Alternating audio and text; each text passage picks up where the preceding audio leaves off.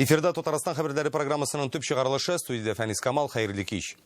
Эшмәкәрләргә карата административ басымны ничек киметергән, нишләп бизнес белән шөгыльләнүчеләрне елына 8 тапкыр тикшерәләр. Бүген Казан Кремлендә республиканың коррупциягә каршы көрәш комиссиясе утырышы үтте, аны президент Рөстәм Миңнеханов уздырды.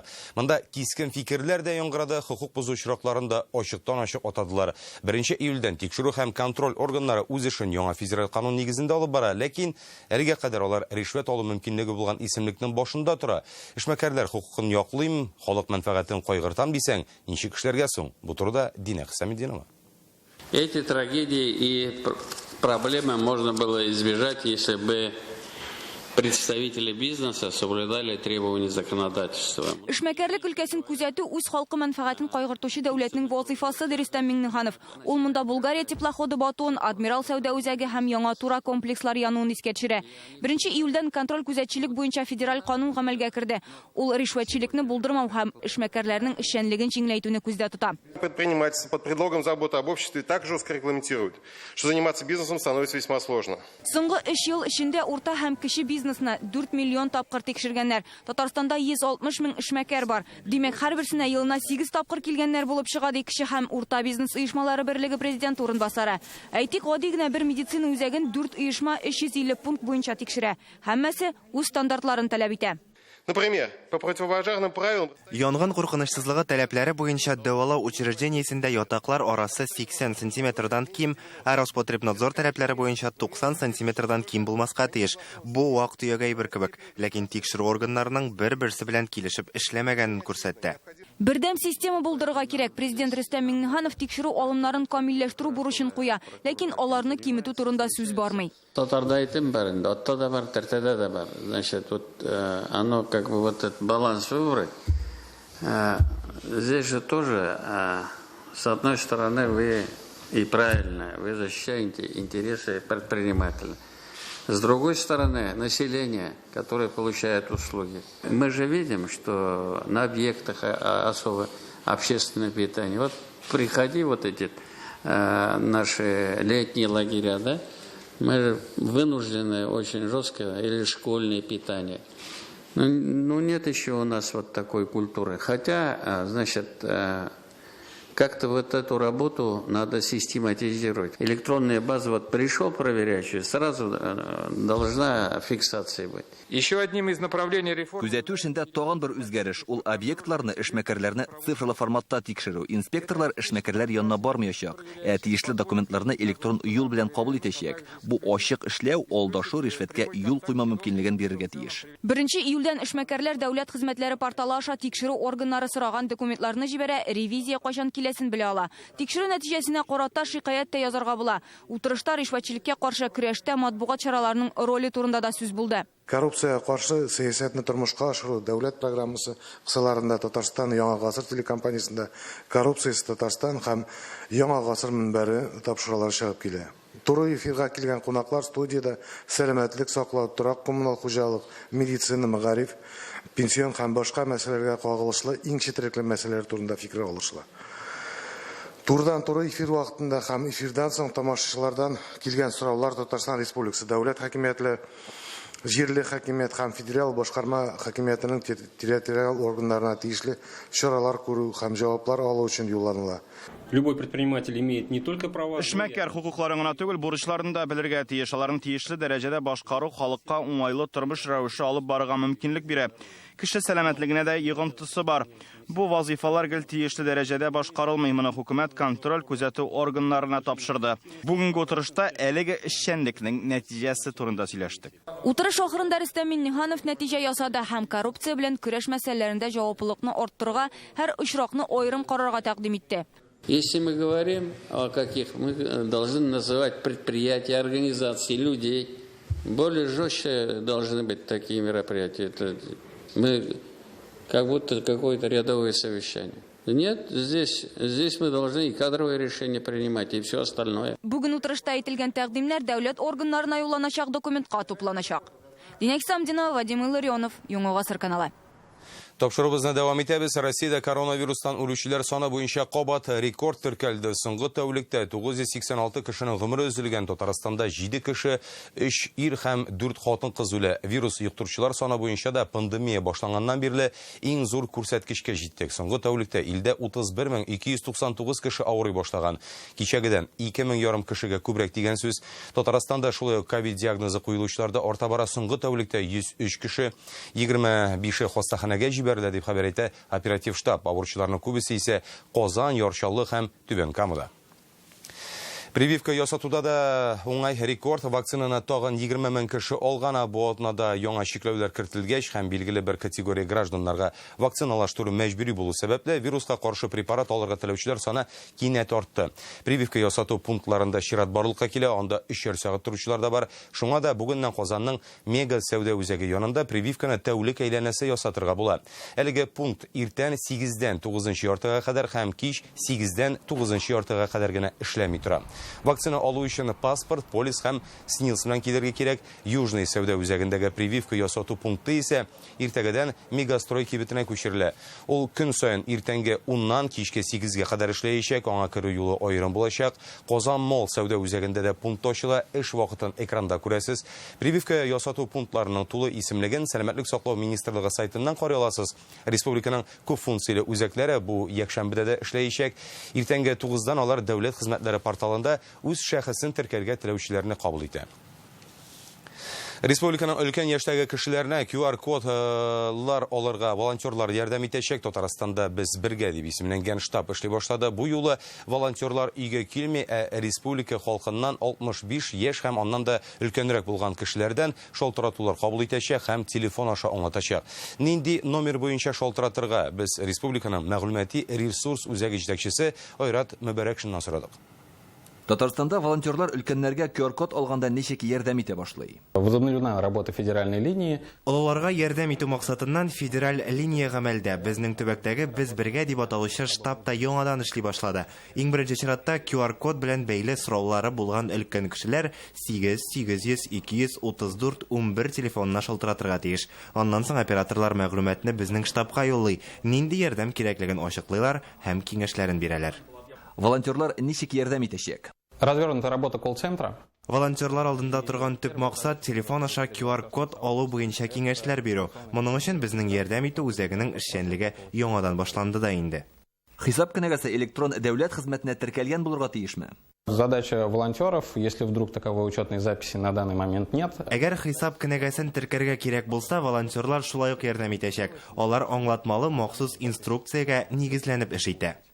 Сез өйгә барасызмы, әллә телефон аша киңәш бирәсезме? На данный момент помощь будет производиться дистанционно. Хәзерге вакытта без телефон аша булышабыз. Нинди сайтлардан мәгълүмат алырга, нинди документлар кирәклеген әйтәбез. Шулай ук өлкән кешеләр кайда вакцина ясатырга мөмкин дип тә сорыйлар. Якындагы адресларны, андагы эш графигын күрсәтәбез. Кыскасы, аларның иминлеге өчен кулдан килгәннең барысында эшлибез. Бу эштә волонтерлар җитәрлекме? Совершенно точно да. Без өлкәннәргә ярдәм итәргә әзер, волонтерлар җитәрлек. 2020 елда бу эшнең кирәклеге испатланды инде. Без олыларга төрлечә ярдәм иттек һәм бу эшкә алынырга теләүче мәрхәмәтле кешеләр күп. Түбән Кама китапханәләрендә дәүләт хезмәтләре порталындагы QR-кодларны кәгазьгә чыгарып бирә башладылар. Халыкка 16 китапханәдә бушлай хезмәт күрсәтәләр. Мондый ярдәмгә аеруча өлкән яшьтәгеләр мохтаҗ. Алар арасында интернетта эшли белмәүчеләр дә шактый. QR-код алу өчен китапханәгә Россия дәүләт хезмәтләре порталындагы шәхси кабинетның логины һәм пароле белән килергә кирәк. Исегезгә төшерәбез, QR-код барлыкка килсен өчен дәүләт хезмәтләре порталында үз шәхесеңне раслау мөһим. Бу эшне онлайн рәвештә банкларның мобиль кушымтасы аша да башкарырга мөмкин. Вакцинацияны җәйкене узган идем, QR-кодым юк иде. Шуның өчен МФЦга бардым. Анда кеше күп булу сәбәпле монда килдем. Кызлар математик сөйләшәләр, әйбәт, рәхмәт аларга. Менә бу магазинга барасы бар. Минем җәмәгать тормыш иптәшем әйтте. Шул магазинга йөрисең. Чиратлар булдырмаска тырышабыз, чөнки коронавирус авыру бит үзегез беләсез бит инде. Һәр вакыт җилләтеп торырга кирәк, санитар кагыйдәләрне үтәргә кирәк. Шунлыктан чиратларны булдырырга тырышмыйбыз. Һәм мөмкин кадәр тизрәк кабул итәргә тырышабыз. Viruslar ham infeksiyalar bilan ishlaganda гадәттән тыш хәл килеп чыкса, ничек итеп зарарлы маддәләрнең тирә-юньгә таралуына юл куймаска. Мобиль бригадаларының Казандагы халыкара өйрәнүләрендә бүген шундый сценарий буенча имтихан тоттылар. Бүген дә ярышлар барышын Илдар Сафиуллин күзәтте. Бельгия һәм Франция белгечләре эшли торган лабораториядә шартлы рәвештә гадәттән тыш хәл игълан ителгән. Легенда буенча бер хезмәткәр махсус тартма эчендә кул белән эшләгәндә ялгыш инфекциялы сыекчаны түккән. Аны тирә-юньгә таратмыйча зарарсызландырырга һәм юк итәргә кирәк. Европада иң алдынгылардан саналган Бельгия белгечләре бу эшне уңышлы башкарып чыкты. Конечно, такое бывает. Без авыррак сынау булыр дип уйлаган идек. Барысын да тиешенчә башкарып чыктык. Әлбәттә, кайчакта көтелмәгән хәлләр булырга мөмкин. Саклык чаралары ни кадәр генә яхшы булмасын, күп нәрсә кешедән тора. Белемне арттырып туру кирәк. Бүгенге өйрәнүләрнең үзенчәлеге шунда ки, һәрбер транспорт чарасында, һәрбер чатырда өйрәнүләр бер вакытта түгел, аерым-аерым үтә. Һәм һәрбер ил вәкилләре аны тәҗрибә туплау өчен карап торалар. Менә хәзерге вакытта әлеге автомобильдә аңын югалтып егылган белгечкә беренче медицина ярдәме күрсәтәләр. Бирдә Роспотребнадзор хезмәткәрләре алар авария килеп чыккан объектта эшләгәндә аңын җыйган хезмәткәрне эвакуациялый. Иң мөһиме һәр алымны тиешле тәртип буенча башкару шарт. Өйрәнүләр сценарийсы буенча зыян күргән кешегә ярдәм күрсәтүдән тыш инфекцияны да таратмаска кирәк. Шуңа махсус тартма кулланыла һәм химик матдәләрдән торган сыекча сиктерелә.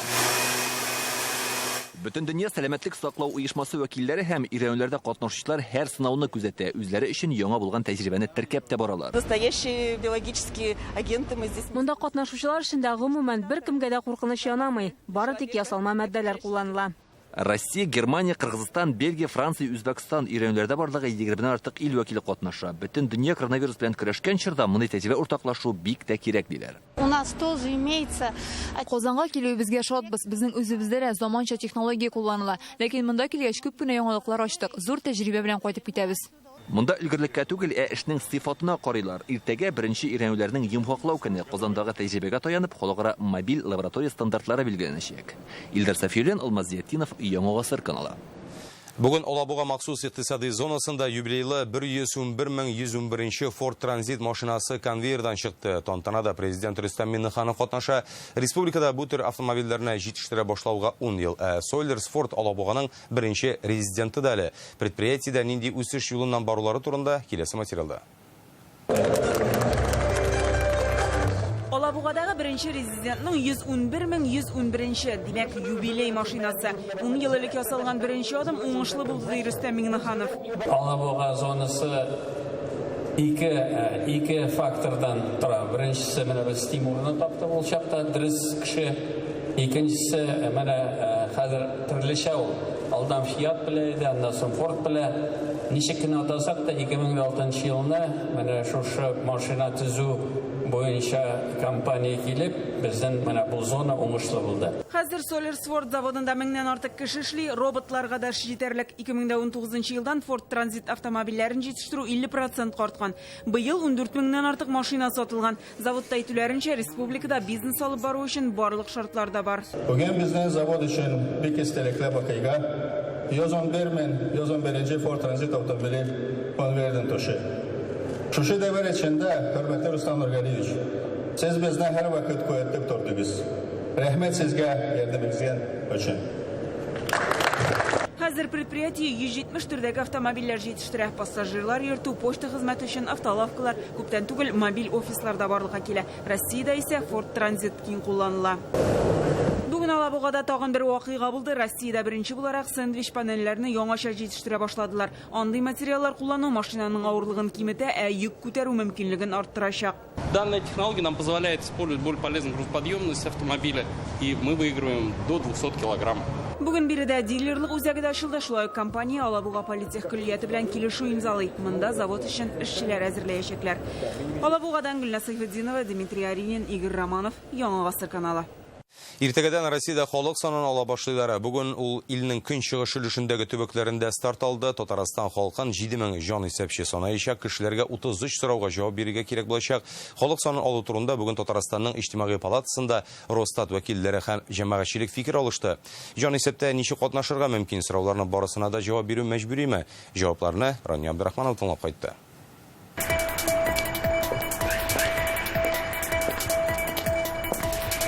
Предусмотрена ответственность какая-то за отказ от прохождения переписи? не на все вопросы. Җанисәп вакытында барлык сорауларга да җавап бирергә кирәкме? Моның өчен штраф каралмаган, әмма республика халкында җаваплылык хисе югары булуын исәпкә алып, мондый очраклар аз булыр диләр. Бланкларның исә тулысынча тутырылганнары гына исәпләнәчәк. Биргән мәгълүматны үзгәртеп булачакмы дигән сорауда мөһимнәрнең берсе. Весь период переписи. Әгәр дә сез сорауларга җавапны дәүләт хезмәте порталында биргәнсез икән, җанисәп барышы дәвамында җавапларны үзгәртеп булачак. Әмма халык санын алучыга мәгълүмат биреп бетергәннән соң аларны кабат карап булмый. Тик сораштыру барышында язылган җавапны планшеттан карарга була. Биргән җавапларыгызда шикләнсәгез, сораштыруда кабат стационар пунктларга барып катнашырга мөмкин. Анкетаның соңгысы дөрес булып саналачак. Мондый пунктлар җомгадан эшли башлый. Ә җанисәпчеләр фатирлар буйлап дүшәмбедән йөри башлаячак. Җанисәбен алучы хезмәткәрләрне әллә кайдан танып булачак. Беренчедән, аларның исләрендә менә шушындый жилет һәм менә шушындый шарф булачак. Кулларында менә шушындый букча һәм менә шушындый фонарь. Иң мөһиме менә бу документ. Биредә исәп алучы хезмәткәрнең исем фамилиясе языла, әмма әлеге документ бары тик паспорт күрсәткән очракта гына дөрес дип санала. Студентлар кайда теркәлгән шунда түгел, кайда укый, шунда яши булып исәпләнәчәк. Картлар йорты, төрмә һәм кызыл зоналарда да җанисәп оештырылачак. В специализированных учреждениях как будет вестись учет граждан? 62 учреждения. Шундый 62 оешма бар. Хезмәт министрлыгы белән бергә барысында да җанисәбе алыначак. Безнең республикада шундый җаваплылык дәрәҗәсе зур инде. Һәм бу эшнең никадәр мөһим икәнлеген, никадәр җаваплы икәнлеген һәм безгә карата аңлыйлар кешеләр. Безгә бик мөһим булган сораулар да бар. Милләт, туган тел турында. Бланкларда кешегә яше, җинесе, белеме һәм һөнәрен күрсәтү мәслихәт. Исем, фамилия соралмый. Әмма һәр катнашкан кеше дәүләт хезмәтләре порталы аша махсус QR кодка ия була. Әгәр дә ниндидер шикле очраклар булса, кайнар элемтә номерына шалтыратырга мөмкин. Әйтик, милләтегезне дөрес язмасалар, әйткәнне башкача үзгәртеп теркәсәләр, кеше белән элемтәгә кермичә генә бланкны тутырсалар, мондый очракларда юридик мәсьәләләрне белгечләр белән бушлай хәл итеп булачак. Адвокатлар коллегиясе белән Бөтендөнья татар конгрессы имзалаган килешү шуны күз уңында тота. Телефоны экранда. Рания Абдрахманова, Владимир Гурьянов, Яңа Гасыр каналы. Бүген Татарстан мәктәпләренә яңа автобус ачкычлары тапшырдылар. 72 дәнә техника Казан яна бистәләре һәм районнарга юл алды. Аларны тапшыру тантанасында президент Рөстәм Миңнеханов катнашты. Яңа автобуслар балалар күп булган һәм алар күрше авылга йөреп укый торган районнарга бирелә. Киек, Привольный, Вишневка бистәләре, Салават күпре микрорайоннары. 24 урында база мәктәпләренә яңа маршрутлар да барлыкка киләчәк. Тулырак Руслан Хысындинов. Ашык сары төстәге заманча автобуслар аларны кабул итеп алырга район башлыклары белән мәгариф идарәсе бүлеге җитәкчеләре килгән. Һәм менә 72 автобусның символик ачкычын Татарстан президенты мәгариф һәм фән министрына тапшыра. Ачкычны министрга тапшырабыз, калганнары сезгә. Бик рәхмәт. Благодаря федеральной программе сегодня у нас появилась возможность получить 120 автобусов, из которых 70 сегодня уже будут переданы в эксплуатацию. Эти автобусы отвечают всем современным требованиям безопасности. Бүген 100-гә якын автобус Татарстан район авылларына китә. Мисал өчен, монысы Чистайга Азатла, бу 22 кешегә исәпләнгән һәм иң мөһиме алар авыл юлларында йөрергә уңайлы. Фәрит Апанаев республиканың Ерак районы Әгерҗедән автобуста мәктәп балаларын 12 ел йөртә. Тик транспорты инде шактый искергән булган, аннан 10 ел файдаланганнар. Балаларга коешларын электрләре хәрәкәтегә заманча итеп эшләнгән. Теге кирәк вакытта туктасын кырыйда гына кнопкалар салып куелган. 2 автобус булса да ул безгә ярдәм була. Күп проблемаларны хәл итә алачакбыз. Кукмара районында бүген 2 автобуслы булды. Аларда Түбән Үрәс һәм Өскебаш авылы балалары йөриячәк. Бүген көндә безнең Кукмарада 16 автобус йөри, балаларны йөртә. Бүген көндә ул автобуслар әле безнең җитми. Ни өчен дигәндә кичкенә авыллар, бик күп кичкенә авылларда инде балаларны йөртеп укыту төп мәктәпләргә безнең планда каралган. Бер генә бала булса да килеп алабыз, бер генә бала булса да китереп куябыз. Маршрутта урнашкан, кадәр килеп көтеп торырга или нәрсә дигән әйбер юк. Питрәш районының Киек авылы лицейында 1400 укучы белем ала. Аларның 600 өчен автобус кирәк. Бу уку йортына 6 транспорт бирелде. Ул мәктәптә 3 маршрут. Шуңа күрә 3 маршруттан Куюкида үзеннән Новый Салмыч һәм ЖК Светлый. 9 еллык мәктәпләр башлангычка калай. Һәм инде шушы андый мәктәпләргә без автобус рейслары куябыз, маршрутка кертәбез. Безнең инде Актанышта 8 база мәктәбе бар. Бүгеннән Казан укучыларын 12 өр-яңа автобус йөртәчәк. Вишневка, Привольный һәм Салават күперләрендә ул ихтияҗ бар һәм без бу автобусларны шул рәттән инде анда да җибәрәбез. Гомумән алганда быелгысы елда 120 автобус булачак республикага. Барлыгы 295 миллион сум каралган. Бу федераль бюджет хисабына эшләнә. Татарстанда 810 мәктәп автобусы бар. Алар 23 мең укучыны белем алырга йөртә. Руслан Сандинов, Наил Абдуллин, Яңа гасыр каналы.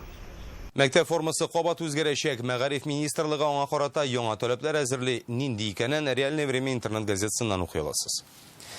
24 октябрьдә Үзбәкстанда президент сайлаячаклары, бүген Татарстанда яшәүче үзбәкләр өчен алдан тавыш бирү участоклары эшли башлады. Безнең республикада бу илнең 20 меңнән артык кешесе яши һәм эшли. Аларга уңайлы булсын өчен мобиль сайлау участоклары, югары уку йортлары, автотранспорт оешмалары һәм сәүдә үзәкләрендә дә оештырылган. Атабек Миразизов автобус йөртүче булып эшли. Бүген иртәнге 4-тә үк рейска чыгар алдыннан Үзбәкстан президенты өчен тавыш бирде. Сайлау участогы эш урынында ук оештырылган. Чтобы народ выбирал своего президента, чтобы... Безгә эштә мондый мөмкинлек бирелгәнгә мин бик шат. Президентны сайлап, илебезнең киләчәген билгелибез. Икенче АТПда 150-гә якын Үзбәкстан кешесе эшли. Эшне башлар алдыннан барысы да үз тавышларын бирергә өлгерде. Всегда будет выбор. Сайлауда катнашырга кирәк. Бу безнең бурычыбыз икәнен барыбыз да аңлый. Сегодня наш участок работает. Бүген безнең участок иртәнге 4-тән 6-га кадәр эшли. Сайлаучылар исемлегендә 145 кеше. Шуларның яртысы тавыш бирде инде. Половина из этого списка проголосовали. Бүген иртәнге сәгать 8-дә сайлау участоклары Яршаллыда да ачылды. Автокалада 1000-нән артык Үзбәкстан гражданы яши. Я в России работаю. Мин сайлауларда һәр вакыт катнашам. Россиядә эшләгәнгә бу юлы туган илемдә түгел, биредә тавыш бирәм. Потому что мен свой выбор должен делать надо. Кемгә ышанабыз, шуның өчен тавыш та бирәбез. Шуңа сайлауга иртән торып ук килдек. В соответствии с избирательным кодексом Алдан тавыш бирү сайлау кодексы нигезендә үткәрелә. Бүген 1-нче көн. Ул 20 октябрьгә кадәр дәвам итәчәк. Сайлауда Үзбәкстан гражданы булган һәркем тавыш бирә алачак. Моның өчен республикабызның паспорты булу шарт. Туда да сайлау участогы ачылды. Биредә әлеге уку йортында белем алучы Үзбәкстаннан килгән студентлар тавыш бирә ала. Алар 100-дән артык кеше. Үзбәкстан гражданы булган бер хезмәткәр дә бар. КАИ сайлау участогында бүген 106 студент һәм бер хезмәткәр тавыш бирде. Бүген аларга иртәнге сәгать 10-дан көндезге 1-гә кадәр махсус вакыт булып бирелгән. Икенче курс студенты Даниил Ташлыков әле беренче тапкыр гына сайлый. Я считаю, что Барлык шартлар да тудырылган. Сайлыйсың да тыныч күңел белән дәрескә барасың. Умиджон Рауфов инде 7 ел Казанда яши. Үзбәкстан президентын сайлауда Татарстанда беренче тапкыр катнаша. Очень хорошо и для студентов, и для нас сотрудников. Студентлар өчен дә, хезмәткәрләр өчен дә бик уңайлы. Без бу юлы Үзбәкстанда тавыш бирә алмадык. Бу бурычыбызны Татарстанда башкардык. Татарстанда 20 меңнән артык Үзбәкстан гражданы гомер итә. Даими һәм вакытлыча яшәүчеләр студентлар да бар. 3 меңнән артык студент бездә белем ала. Алдан тавыш бирү күбрәк сайлаучыларны кулачлау һәм халыкка уңайлы булсын өчен оештырылган. Сайлау участоклары республика буенча 90, аларның 70-е Казанда, 20-се районнарда. Чулпан Касымова, Алмазетдинов, Владимир Гурьянов, Яңа гасыр каналы. Татарстан спортчысы Лейсен Зарипова Италияның Феррара шәһәрендә үткән трисом уеннарында зур җиңү яулады. 26 яшьлек Саба кызы өстәл теннисы буенча шәхси ярышларда 3-нче, команд составында 2-нче урын ала. Трисом уеннары Даун синдромлы спортчылар арасында уза. Быел 17 илдән килгән спортчылар җиңел атлетика, баскетбол, футбол, дзюдо, синхронлы йөзүдә көч сынашты. Лейсен Зарипова хәзер Даун синдромлы спортчылар арасында үтәчәк дөнья чемпионатына да әзерләнә. Ул киләсе елның июнендә Чехиянең Нимбург шәһәрендә узачак. Албетте синәбез. 5 елдан артык без шулай 2 тапкыр киләбез тренировкага, 2 сәгать ярым һәрбер тренировка. Аннан тыш инде без тренажерный залда заниматься итәбез. Ансатнага 3 тапкыр 2 сәгать. Без Лейсән инде тренажеркада инде 7 ел ярым йөри. Бүгенгә менә шулар иде. Сәламәт булыгыз.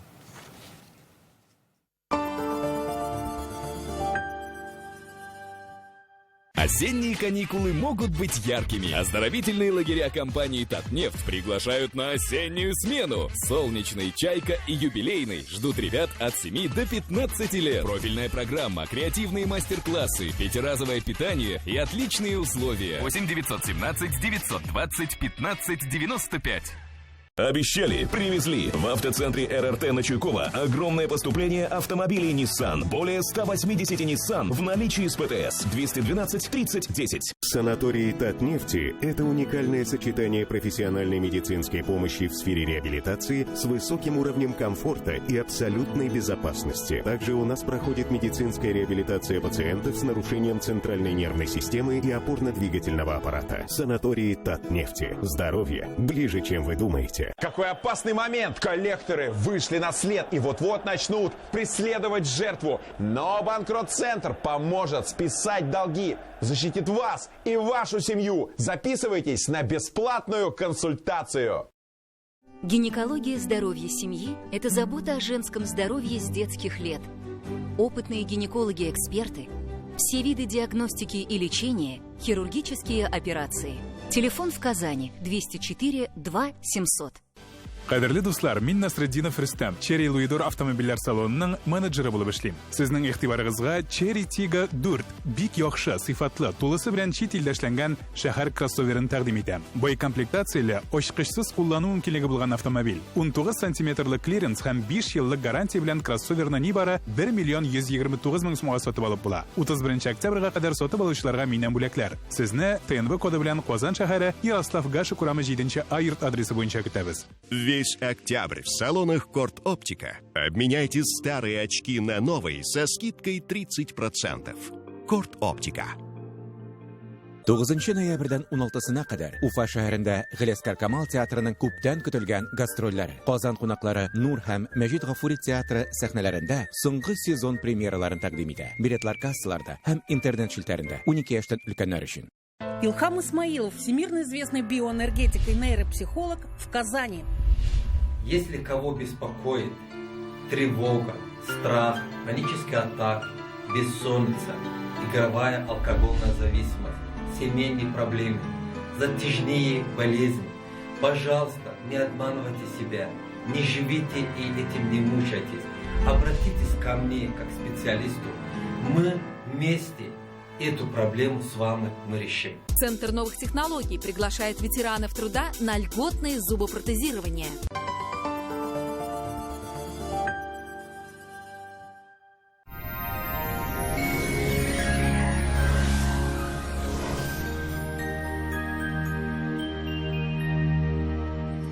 Исәнмесез, эфирда һава торышы чыгарылышым. Яндекс погода мәгълүматы буенча көньяк көнчыгышта бөгелмә баулы азнакай Әлмәттә аязучан болытлы көн 14 градус җылы. Төньяк көнчыгышта Түбән Кама, Яршалы, Алабугада кояш сөендерәчәк температура 13 градус. Төньяктан Актаныш Шәгырҗе, Менделеевскида явым-төшемнәр көтелми җылылык 15 градус. Төньяк көнбатыштан Арча-Кукмара Балтачта алмашынучан болытлы һава урыны белән яңгыр температура 11 градус җылы. Көньяк көнбатышта Булгарбай Шүпрәлдә болытлы яңгыр явачак 10 градус җылы. Чистая Нурлатмада Чирмешәндә явым-төшемсез температура 13 градус. Төнлә республикабыздан 7-10 градус. Алдагы көннәрдә температура түбәнәя. Сезнең өчен яңа бер мәгълүмат. Урмәвүк яфрагының сыгымтасы белән ясалган Гиделикс тамчылары һәм сыгышчасы ютәлдән бөтен гаиләне дәвалый. Гиделикс ютәлне җиңеләйтә, буыннар киеренкелеген бетерә, яңа туган сабыйларга да бирергә ярый. Составында шикәр белән спирт юк. Кем бездә барлык лайкларны җыячак, ә безне ютәл шитләтеп үтә. Натураль хәтфә яфраклар кушылган Гиделикс препаратын сабыйларга да кабул итәргә ярый. Гиделикс дәвалый, ютәл башка янамый. Миндә артроз. Балалар чит илдә операция ясау өчен түләп тә куйганнар иде. Кыйммәт булса да, уң як протез туры килмәде. Икенче операцияны көтә идем, тик кинәт кенә чит илгә чыгу чикләре ябылды. Шулай итеп мин доктор Остка килдем. Протез куярга кирәкми, хәтта авыр формалы артроз вакытында буынны яңа төр инъекция ярдәмендә саклап калырга мөмкин. Бу бит бәхет. Буынны коткарып булгач, тик кызганыч доктор Остка соңрак килдем. Ике буында исән булыр иде. Доктор Ост федераль шелтәрнең медицина үзәге сезгә операциясыз һәм авыртусыз умыртка баганасы һәм буыннар белән булган проблеманы хәл итүдә ярдәм итә. 12 ел дәвамында Россиянең 10 шәһәрендә клиника табиблары ярдәмендә 70 меңгә якын операциянең кирәге калмый. Merkezimiz Qozonda oyoz uchan bulutlu havo, yağım-төшемнәр көтелми, көндез 10-12 градус жылын, жел төньяктан уртача тизлектә. Атмосфера басымы төркемеш баганасының 754 мм тәшкил итә, һаваның чагыштырмача дымлылыгы 68%. Сезнең өчен яңа бер мәгълүмат. Республикабызда яшәүчеләрнең артык чыгымнары тотмыйча гына сәламәтлеген кайгырту мөмкинлеге бар. 1 октябрьдан 30-на кадәр Экона, Бережная аптека һәм аптека от склада даруханәләрендә бәяләр төшү акциясе бара. Файдалы булсын. Вот это выгодно! Вы только посмотрите! Магна Б6 60 таблеток 449 рублей. Максилак 10 капсул 520 рублей. Бережная аптека, аптека от склада и аптека Экона. Вот где выгодно.